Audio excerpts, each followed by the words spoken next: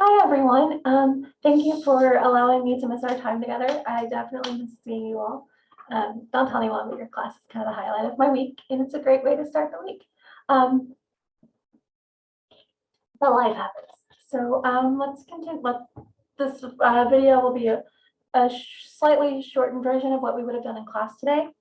We're going to talk about research and feature writing, and then you'll have a reading or a sample article that I've assigned called The History of Black Female Superheroes is more complicated than you probably think.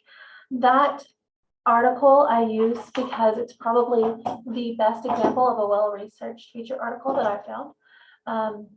It's a topic that should not be controversial, but it is because superhero fans are very similar to Star Wars fans in that we love it, but then we hate any changes, and then we hate anything that, and I say we, but fandom in general seems to hate anything that goes against the status quo that, or at least what we think of as status quo.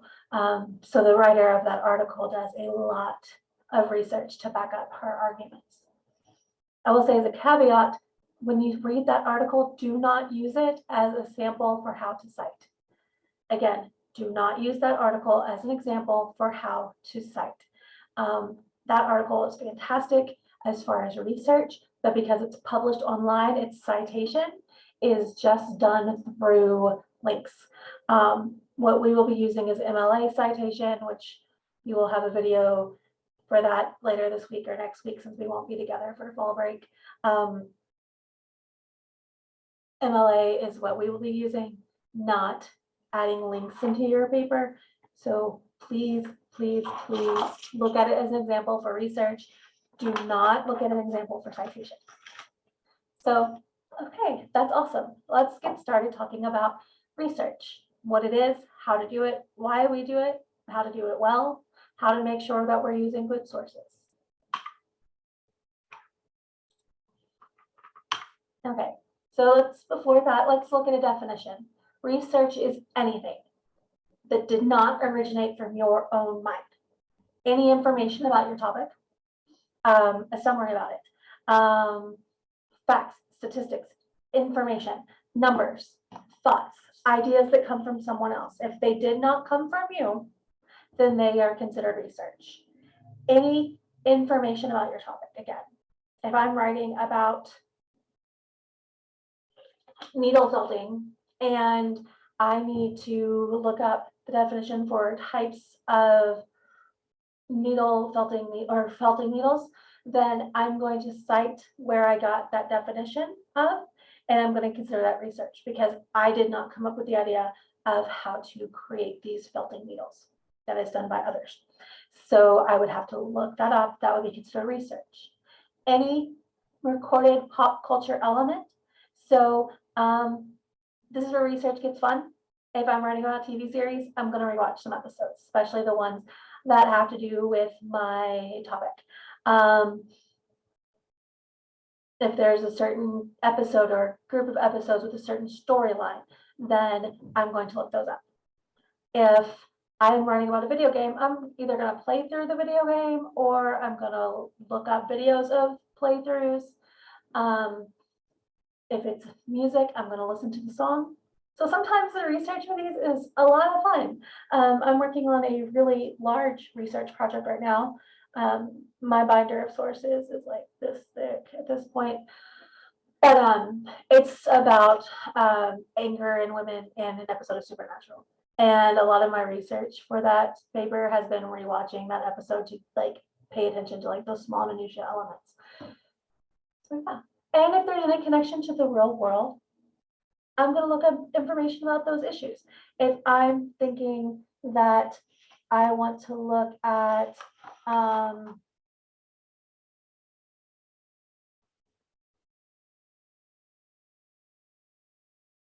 like I said, feminism and anger, how women experience anger, and how so often people who are presented as female are told that being angry is not ladylike. I'm going to look up sources of experts that talk about that side of it. If I'm writing about needle felting again, and I want to find information on finding sustainable wool sources for needle helping because it uses wool. I would look up sources on sustainability and wool harvesting, things like that.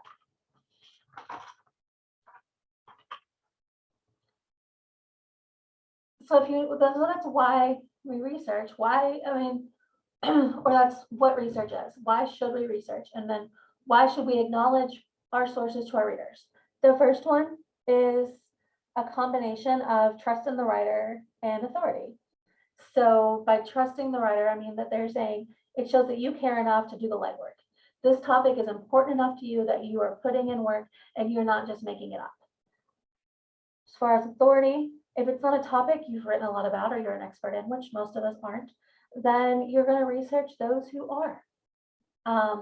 If I'm looking at some sort of psychological phenomenon, I'm not a psychologist, so I would look it up. Things like that. And it says that I'm willing to give credit. I'm willing to seek out experts because I am not an expert, which allows me to build up my own expertise.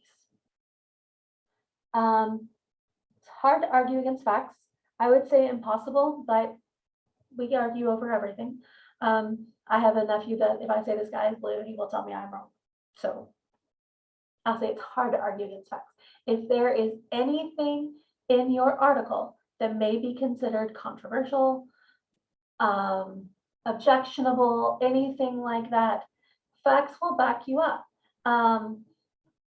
So again, the article that you'll be reading this week, The History of Black Female Superheroes, is more complicated than you probably think. She knew, the author, Regine Sawyer, knew that people, she's publishing this online in the comment section, there's going to be people saying, yeah, we don't want those superheroes, it's just diversity, blah, blah, blah. So she uses research as a way to argue against it. She's like, these superheroes have always been here, and here's all of my sources and all of my proof. And it doesn't have to be that kind of controversy. Like I said, it could be something that small, or it could be something like, this is my take on this television series, and someone else who's a big fan may look at it a different way.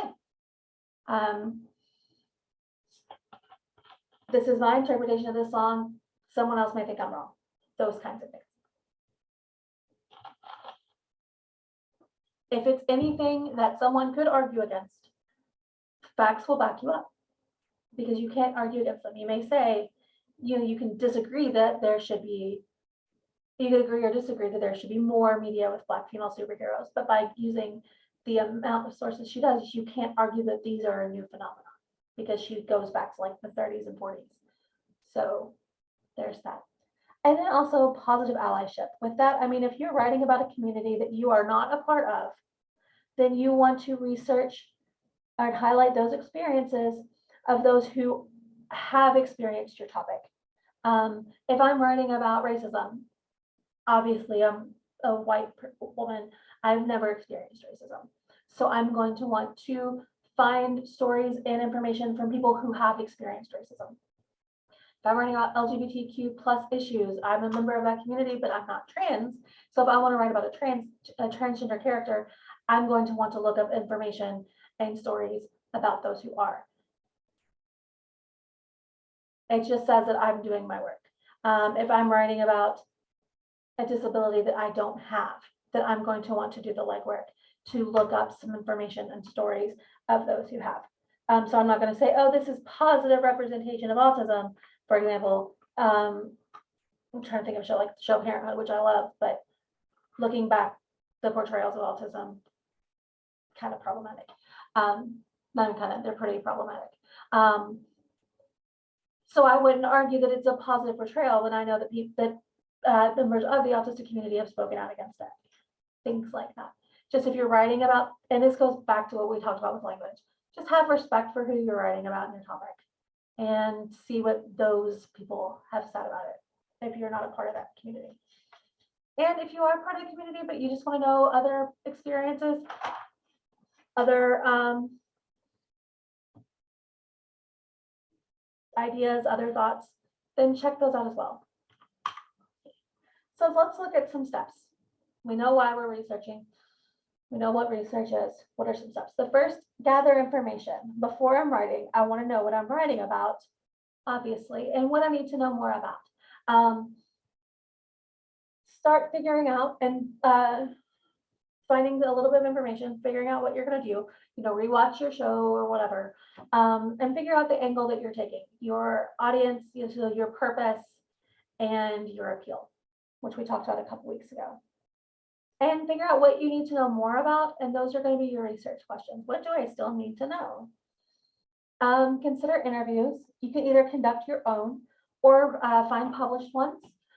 If there's an upside to COVID, it's that so many typical Comic Cons and gaming conventions and concerts and things happen virtually.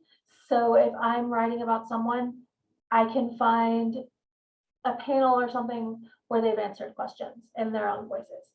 Printed interviews are also helpful, but sometimes I want to know how someone says something. If someone's like, well, I know what I'm talking about. There's a big difference between reading, I know what I'm talking about, and I know what I'm talking about, and I guess I know what I'm talking about, and I know what I'm talking about. You want to look up and see if you can get a feel for their own voice, their perspectives on things, and how they say them. Odds are, if you're writing about a celebrity or a group or anything like that, there's probably a video or something. And if not, look up printed interviews. Also, if you're lucky enough to be able to interview someone, which is awesome. And by all means, if you can, that's amazing. You can always just reach out on social media, and sometimes you'll at least get 1 or 2 responses back on Twitter. Think about it. What do I want my readers to know? Think about open-ended, short, and focused questions, and avoid charged language and leading questions. Don't ask, what were you thinking when you committed that crime? If the person hasn't admitted to committing a crime, that kind of thing. According to Dr. Travis Langley, who, if you're interested in psychology and pop culture at all, that's a name you'll want to know. He teaches he's out of Arkansas, I can't remember the college, and he's a licensed psychologist with a PhD, and he's published a ton on what he calls pop psychology. So it's like Batman and Superman and Wonder Woman and Walking Dead and Supernatural and Westworld, and I know I'm forgetting others. He's done a ton of books, and he's considered an expert in the field of psychology and pop culture. So you'll want to see his name. Basically, he says that anyone you'd want to interview has probably been interviewed many times before. And not only are they tired of getting the same questions, they're probably tired of hearing their own answers, and may figure that readers are tired of reading and hearing the same answers as well. So try to find something interesting. If you have a shot to ask someone something, try to make it interesting and new. But that also relates to writing itself. You're the only person who sees the world exactly like you do. We all experience the world differently. We all can watch the same thing or listen to the same thing and come away with a different perspective. Use that perspective to find your angle. Revisit the source material. If you're writing about an organization, look at their specific website, not just people writing about the organization. Visit that organization as well. Rewatch a movie or TV storyline, listen to a song, view clips of video games or play through the video games. If I'm writing about needle felting, I'm probably going to needle felt something to get back in that mode. Watch YouTube interviews. Basically, whatever I'm writing about, I'm going to want to revisit that. If I'm looking at a type of fashion or expression, I'll talk to people who also are interested in that if I'm not myself. Mind the gaps. If you've ever been on a subway or a monorail, at a theme park or a train, anything like that, when you pull into the station, there's a recorded message and it always says mind the gap. That's because when you pull in, there's like the train, the platform, and there's a gap in between. And if you're not paying attention, you're gonna trip. That same thing is with research. What are the gaps in my article? What are the gaps in my knowledge base? What do I still not know? What am I not sure of? Don't assume that your readers know everything that you do. So if I'm writing about needle felting, I might need to explain what it is. I may need to explain what type of wool I'm using, things like that. Don't make claims you can't back up. So have a source to back up anything you say if it's not an opinion. And avoid generalizations like everybody knows or no one wants to, because there's going to be someone out there that doesn't know what you think everyone knows. I remember writing a paper and I wrote, no one wants to be homeless. And then I met someone who experienced homelessness and he preferred that lifestyle. He had money. He had a place to go if he wanted. He just liked being free. So I can't say no one wants to. I might say most people don't want to. The majority of us don't want to. But there's almost always an exception to any generalization. This is very important. This is especially important if there is a generation gap between your audience and you. For example, I know I was like, my spouse and I were talking, we're like, everyone knows about 9/11. Our daughter's like, I don't know about September 11th. So we had to explain it to her. So if there is a time gap, if there is a generation gap, if there is a gap between you and some aspect of your audience, there's probably something you're going to have to explain. Same thing as if I'm talking to my parents and I mention like a video game or something, I have to explain what that is. Also, avoid things like cancer is a problem, because first of all, it's just a statement that doesn't really say anything. It doesn't really resonate with anybody. It's just like, okay, we know it's a problem. I'm going to keep going on. If you can find a surprising statistic like over 2 million Americans will be diagnosed with cancer this week, that's much bigger. It's going to really grab someone's attention. It's going to say, wow, that is definitely a big problem, but it's also making them work for it a little bit. Readers want to use their brain.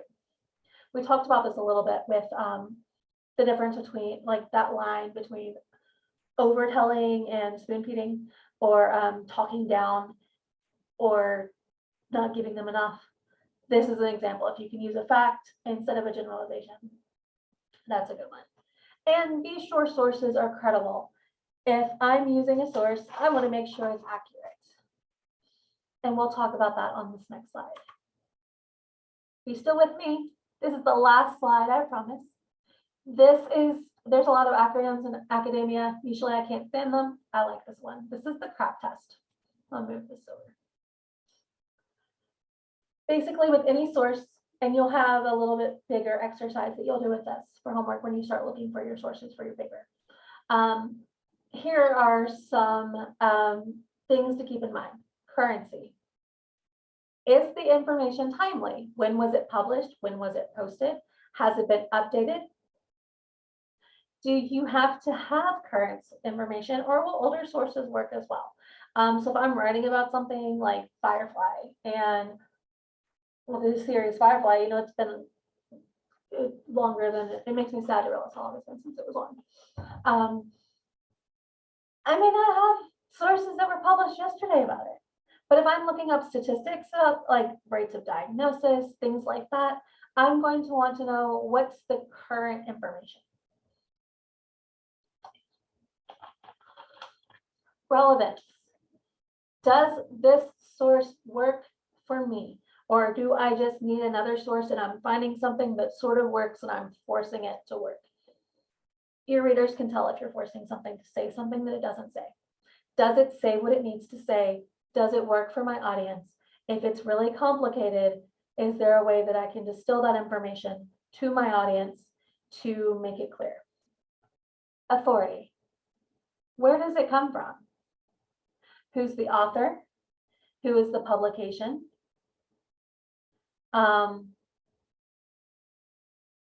Is the author qualified? Can you find out more information about that author?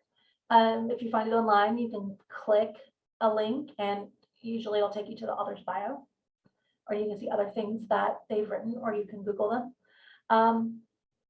And who's publishing it, and is that publisher accurate, or is it something like The Onion where it's satire? We're at a point right now where I felt like a few years ago I didn't have to say don't use satire. but sometimes we're at a point where truth is stranger than fiction. And there have been a couple of headlines from The Onion that I've had to look at to make sure that they were The Onion and not an actual news source. So there's that. But also just figure out who the author is. So to use an example, in the before times, I went to Comic Cons all the time, and I went to one at Chicago. I think it was Wizard World. They're owned by someone else now. And there was this really amazing panel about the psychology of superheroes, and I went and then like the mythology behind a lot of our pop culture. But one of the ones I went to was on Batman, and this panel was awesome. Well, it started out awesome. Two of the panelists were Dr. Travis Langley, who I talked about before, and Dr. Janina Scarlett, who is also another one who uses pop culture and psychology. She uses it in a way to write books like Finding Your Inner Superhero and things where it's like self-help, sometimes for an adult audience, sometimes for a slightly younger audience. And then there was someone else who I think was just a fan or something. Maybe she was an English major or something, but she hadn't presented very much on this before. But that's fine, because, it's a panel and people, experts have to start somewhere. Until we started talking about trauma, and she made the argument that she said that she did not think that Batman actually exhibited trauma. And I'm like, Batman's trauma over losing his parents is his whole reason for being a superhero. That's why Bruce Wayne becomes Batman. Nearly every Batman movie, we have to see that origin story over and over and over. So if I was going to do a panel on Batman, or if I was going to do a paper on Batman and trauma, I would not use her perspective. I would use the experts. Accuracy. Does the language or tone, is this accurate? Is it reliable? Is it true? Is it correct? Is this supported by evidence? Can I see where they got their information? Is this a publication that tends to fact check? Do they publish retractions? Does the language or tone seem geared toward making you upset or angry? Or is it relatively calm and unbiased? Here we're just talking about the tone, not the information, because there's going to be some bias. But also, does the information that the writer's using seem accurate? Often with online sources, you can just click a hyperlink and it'll show you, and it'll take you to where they get the information. You might want to do that a couple of times. And what is the purpose? Why does this exist? Is it trying to entertain? Is it trying to inform? Is it trying to teach? Is it trying to sell something? Or is it trying to convince you of something? Is there an angle? Are there political, religious, institutional, or personal biases? There's going to be a big difference between something coming from Fox News and TYT on the opposite sides of the spectrum, because they have political biases. Does that interfere with the information? If it's not political information, it may not interfere, but it may. So you may want to find another source to see if it backs it up. Regardless, all this is a nice checklist to say, can I trust this source? Also, follow your gut. If it seems too good to be true, then it possibly is. If it comes across as, if I'm reading something and I'm just feeling a lot of feelings, then I know I need to step back, and maybe that's not a source I need to use. Sometimes it's just because I'm an emotional person when it comes to reading, but sometimes it's because this paper, this article or whatever wants to make me upset or angry. It doesn't want to actually give me information. Why does it exist? And what is it doing with its existence? But yeah, that's most of what we have today. So I'll stop sharing. Yep, that's it for that. I hope this helps you at least get a start on research. Again, this week you'll find sources for your paper. Later on, either later this week or next week, then I will upload some information on citation and things like that, since we won't have class next week. And I hope you have a fantastic fall break. Get some rest. work on your drafts. Remember, your draft will be due when we come back from break. I'll be out of town at the end of fall break, for the few days after for an academic conference, but I'll have my phone with me. If you have any questions, please reach out at any time. Maybe easier to text that number, the Google Voice number that you can see in the syllabus, or use email instead of Blackboard messages, just because I may not have access to Blackboard the entire time I'm gone. All right, have a great one. Thank you.